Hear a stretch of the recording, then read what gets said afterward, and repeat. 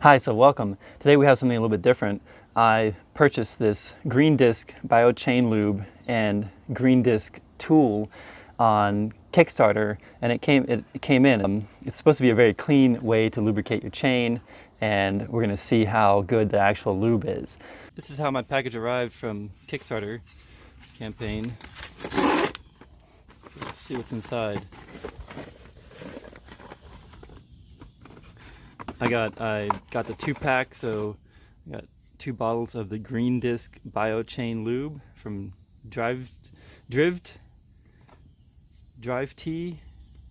Not sure exactly how you say that. DRIVT. And then there are these tins that hold the green disc. Discount code. So if I buy more, I can get a discount. So let's see what's in this tin. It says to go check the user manual at the website. I guess they have a video there how to use it. And then we have this green disc, which you hold between your fingers like that, and it rotates. It has a little divot in this plastic part on the outside, and then the inside is felt.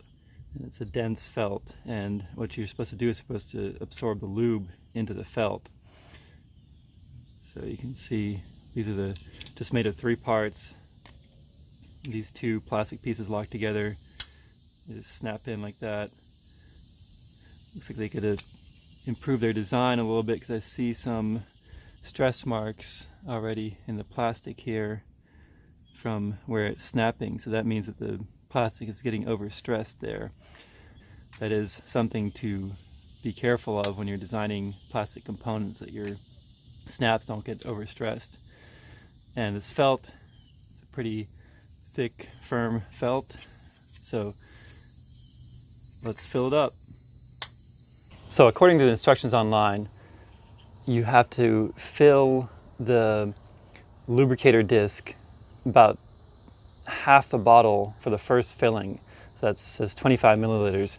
And what they do is they measure it by the bottle standing back up like this. But it's probably, looks like it's about half. So when the bottle is inverted, you can probably go down to the 25 milliliters and then just check. So the felt should be saturated. And they just take it apart like this. I'm going to shake this, because usually I don't see any solids in this lubricant, but oftentimes there will be solids in the lubricants, so it's always good to shake it for a little bit. Make sure it's all well mixed.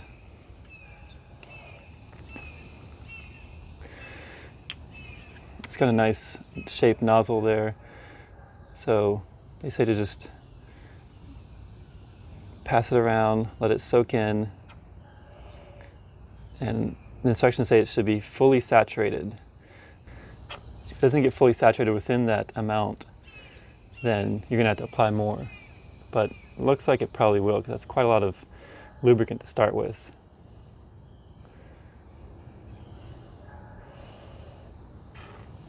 See, we're still nowhere near the 25 milliliter mark in here. I wonder if it could help to flip it over too if it starts to not saturate as much. Like when I get halfway through, I can saturate faster by flipping it over. So we can see how deep it's filling there. So yeah, looks like it's about halfway through saturated, and I'm about halfway to the 25 milliliter mark.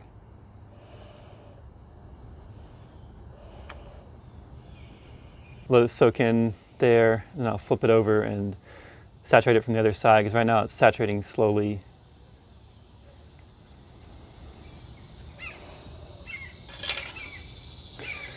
So now saturate it from this side.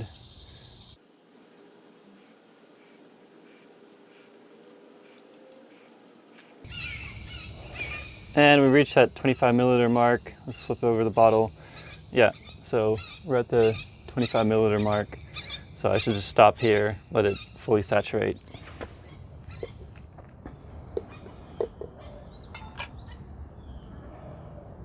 Try not to touch the oil.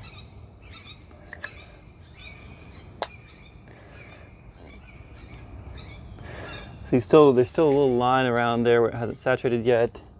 I'm just gonna, since I want to start lubing my chain right away, I'm just gonna kind of accelerate that by going around and adding a little bit to it right here.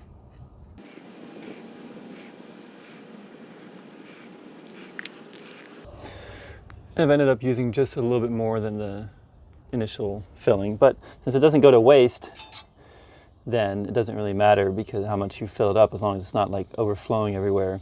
So when you're not using it, you store it in this can. I'm going to assume you don't use the paper anymore.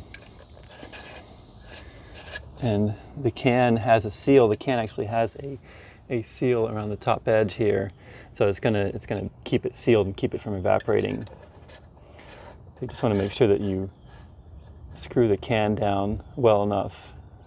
And it's not a pull top. It is a screw top. So you want to screw it on and off. So I've already pre-soaked the felt, and so it arrives like this you store it in the can, and the felt is soaked with lubricant. So you're just supposed to hold it between your fingers like this, and it rolls along the chain as you turn the cranks. So I'm going to wipe the chain off first.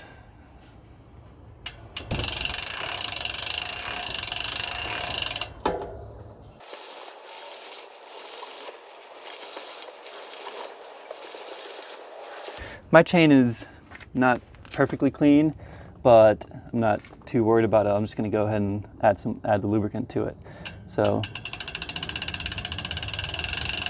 the felt is actually, I was holding a little bit too tight at first, and the felt was actually spinning inside of the disc. But I think you're supposed to hold it loose enough that the disc spins.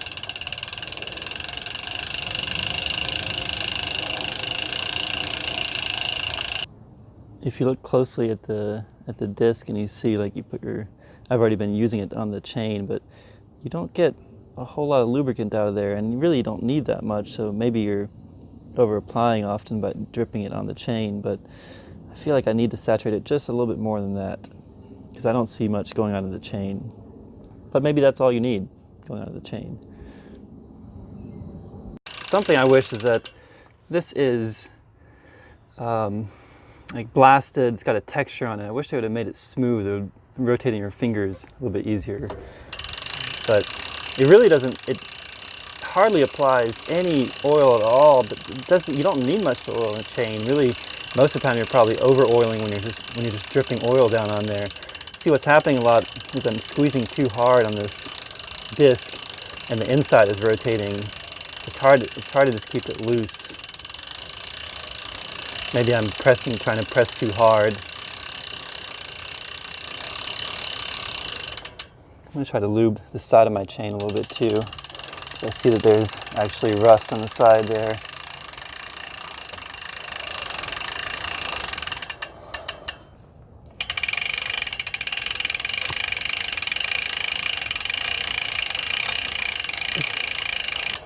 Yeah, so I can see oil. I can see oil on the chain. There's definitely some oil in there. It's definitely applying oil to the chain. And it's, like I said, it's so much cleaner than normal. There's no dripping down on the wheel. There's no dripping on the ground. Usually I drip all over the place when I do this. The ground is clean. There's no dripping on the ground. No dripping on the wheel. This is especially useful if you have rim brakes, because when lube drips down on your rim brakes, then you're screwed. Now that's mostly for like road bikes. A lot of the good mountain bikes will have disc brakes these days, but most road bikes still have rim brakes. So this would be especially good for road bikes, not drip down lubricant on the rim. And so you can see, if you look close up, that it has indeed oiled the chain. And like I said, I applied a little bit extra to the side because my chain was a little bit rusty on the side. But you don't have to do that. It's probably spread by itself. I think it did a good job applying it. Really clean. I like this applicator better. I wonder if you can use this applicator with other lubricants too. We'll see how good this lube works. Another interesting aspect is this has almost no smell / a kind of olive oilish, natural oil smell.